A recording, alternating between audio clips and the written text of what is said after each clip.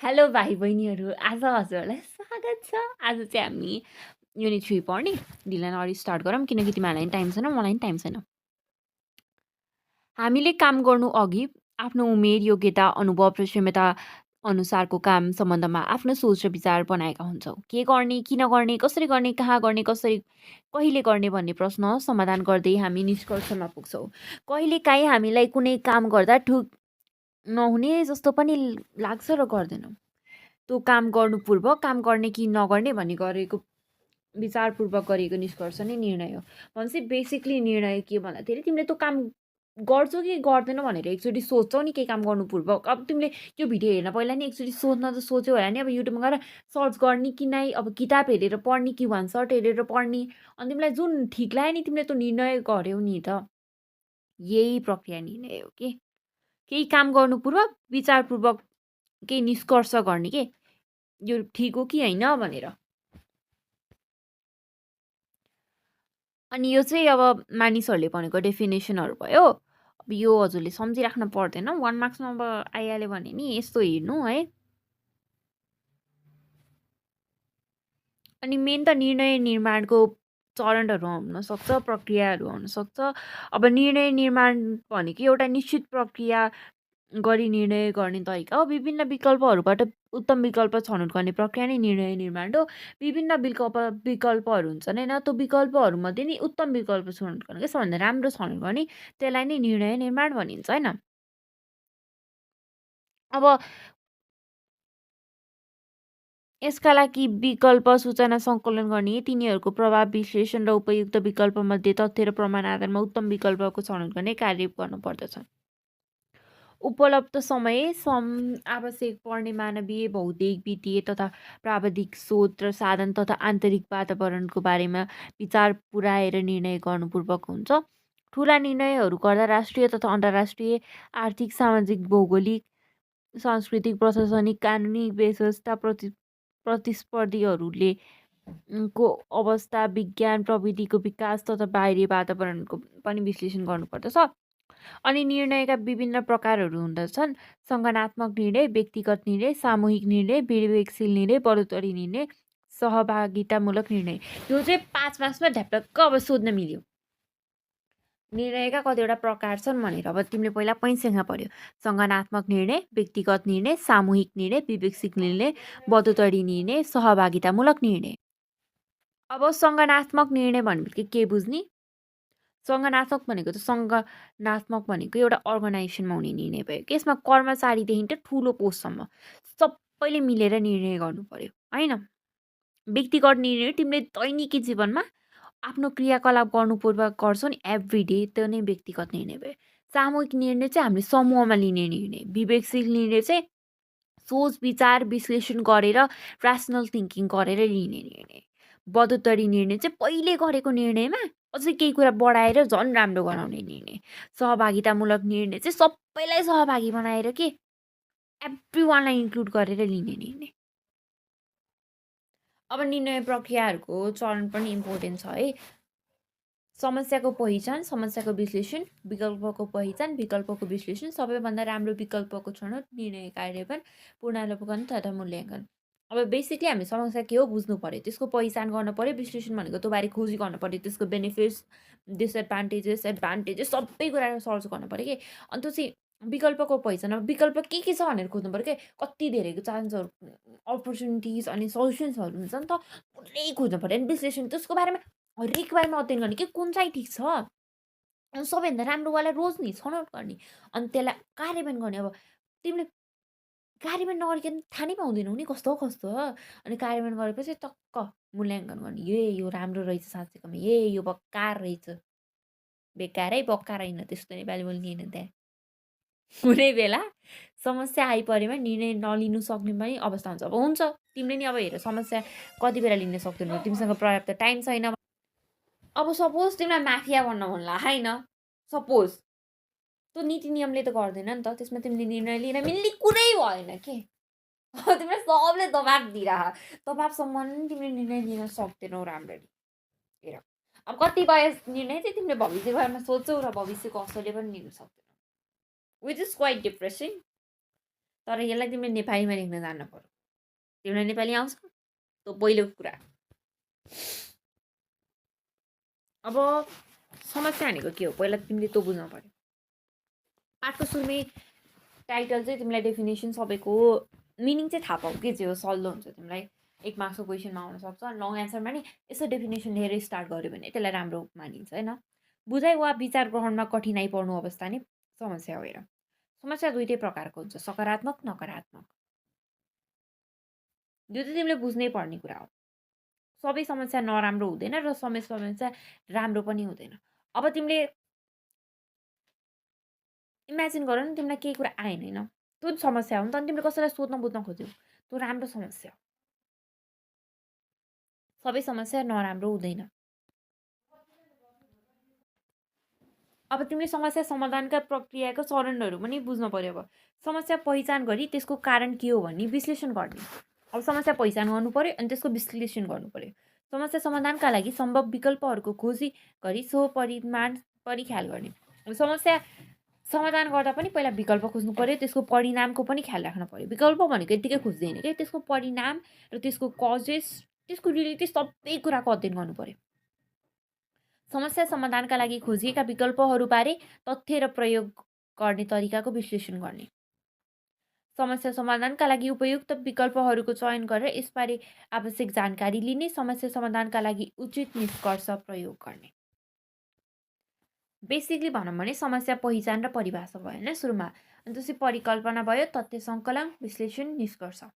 सुरुमा के भयो, समस्या के हो, कसरी सिर्जना भएको बारेमा प्रश्नको उत्तर खोजी समस्याको मूल कारण र अन्य कारणको पहिचान गर्ने। परिकल्पना, समस्या समाधानका लागि विश्लेषणात्मक, तार्किक, सृजनात्मक, सकारात्मक विकल्पमध्ये उपयुक्त विकल्पको पहिचान गर्ने र उक्त विकल्पको सम्भावित परिणाम ख्याल राख्ने।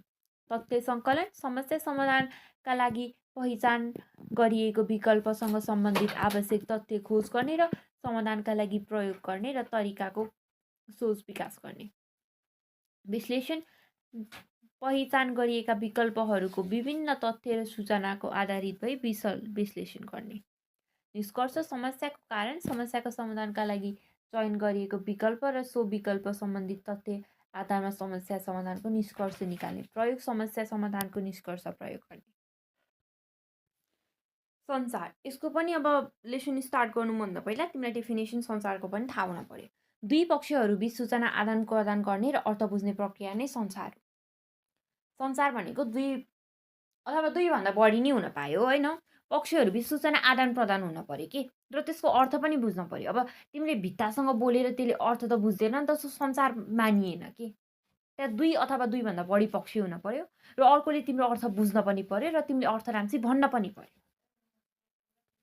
एलेन भनेको चाहिँ मान्छेको नाम हो। हेर, ले संसारलाई अरूको मस्तिष्कसँग समझदारी कायम गर्नका लागि व्यक्तिले गर्ने सबै कार्यको योग बनेका छन्। संसारको माध्यमबाट नै एकले अर्काको इच्छा, चाहना र भाव बुझ्न सक्छ। प्रत्यक्ष भेटघाट, टेलिफोन, मोबाइल फोन, रेडियो, पत्र पत्रिका संसारको मुख्य माध्यम हो। अब संसारको मुख्य माध्यम के हो? टेलिफोन। तिमीलाई आउँछ नि जे कि तिमी संसार कसरी गर्ने। अब मोबाइल फोन, पत्र पत्रिका, इन्टरनेट, प्रत्यक्ष भेटघाट, बोली, जे आउँछ नि तिमीलाई, त्यो सबै संसारको माध्यम हो। अब तिमीले संसारको आधारभूत पक्ष पनि बुझ्नुपर्छ, माध्यम मात्र बुझेर भएन। अब संसारको तत्त्वहरू के छ भन्दाखेरि दुई वा दुईभन्दा बढी पक्ष बीच भेटघाट, संसारको माध्यम, प्रेषक पठाउने मान्छे, प्रापक सूचना पाउने मान्छे, अनि सूचना स्वीकार गर्नु, सूचना सही रूपमा बुझ्नु, सूचनाको प्रतिक्रिया जनाउनु। दुई वा दुईभन्दा बढी व्यक्ति, संसारको माध्यम, प्रेषक, प्रापक, प्राप्त सूचना स्वीकार गर्नु, सूचनालाई सही रूपमा बुझ्नु, सूचनाको प्रतिक्रिया जनाउनु।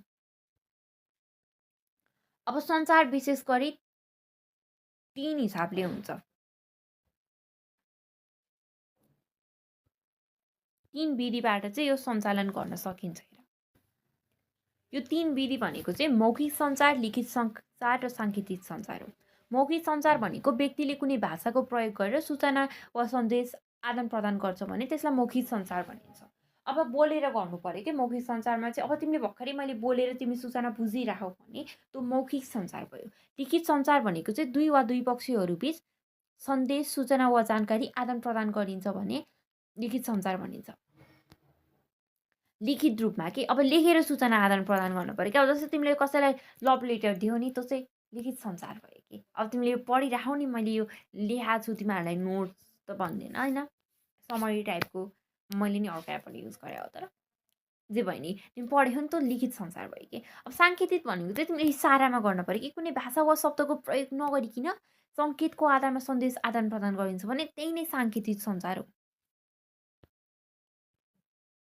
सञ्चार प्रणालीमा तत्त्व बाधा पर्न सक्छन्।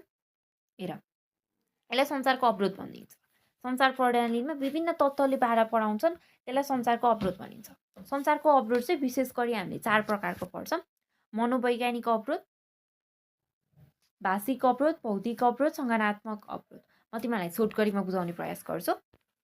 मनोवैज्ञानिक अवरोध भनेको सूचना प्रक्रियामा सञ्चालन पक्षहरूको मनोवैज्ञानिक अवस्थाले प्रभावकारी सञ्चारमा अवरोध उत्पन्न हुन सक्छ। भाषिक अवरोध भनेको चाहिँ भाषा वा शब्दको गलत अर्थको कारण सञ्चार प्रक्रियामा अवरोध उत्पन्न हुन सक्छ।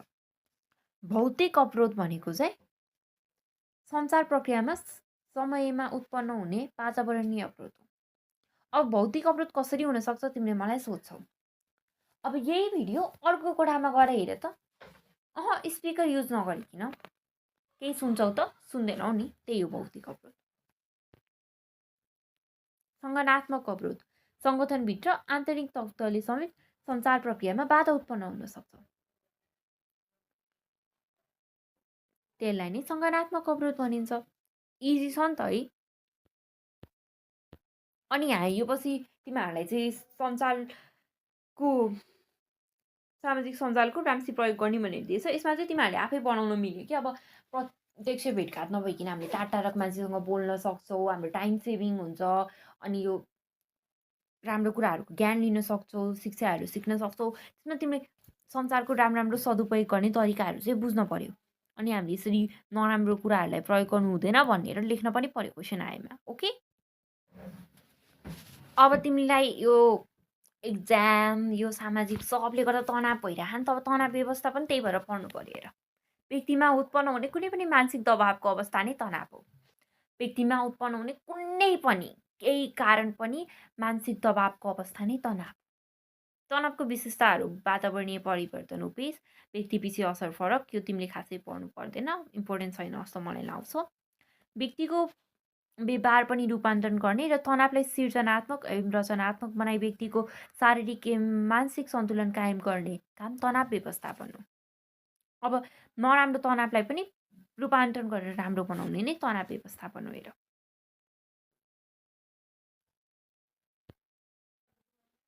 यो पछि यो लेसन हावा टाइपको देखिएला तिमीले यो लेसन पढेर, तर यो लेसन हेर इम्पोर्टेन्ट छ। अब अर्को तिमीहरूले यो लेसनमा मन पढ्नुपर्ने मेन भनेको दण्ड पनि हो। मूल्य मान्यता, विश्वास, अवधारणामा देखिने भिन्नताको कारण उत्पन्न हुने मनोवैज्ञानिक अवस्था दण्ड हो। 2 वा सोभन्दा बढी सामूहिक वा सङ्गठनात्मक बीच हुने कुनै विषय विरुद्धमा विवाद वा आत्मसहमतिको अवस्था दण्ड हो। यस्तो तनावलाई समयमै व्यवस्थापन गर्न सके मात्र त्यसबाट हुने क्षति निम्न हुन सकिन्छ। अब नकारात्मक कुरामा मन लाउनु भएन, अब सकारात्मक कुराहरू गर्न पर्यो, अनि आफूलाई इङ्गेज गर्न पर्यो। अनि अब यसको चाहिँ क्वेसन एन्सरमा नि हामी यस्तो पढ्छौँ किनकि यो लेसन इम्पोर्टेन्ट छ मैले भने।